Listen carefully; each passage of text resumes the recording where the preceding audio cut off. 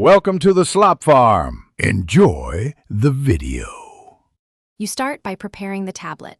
Make sure apps from unknown sources is enabled and you know your Fire OS version and model. Once done, download 4 APK files that match that OS: Google Account Manager, Google Services Framework, Google Play Services, and the Google Play Store. You do this now so the right versions install cleanly.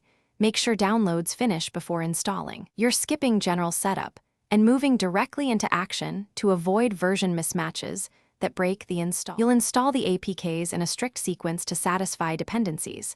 First Google Account Manager, then Google Services Framework, then Google Play Services, and finally the Google Play Store. Tap each file to install and accept permissions. Take a moment to read prompts so you don't miss an allow.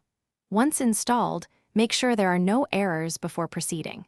If Android Package Installer refuses one, stop and select a different Play Services variant that matches your Fire OS. Mismatched builds cause crashes. You're almost done. Open the Google Play Store and sign in with your Google account. Play Store may prompt to update Google Play Services. Allow that update and let it finish.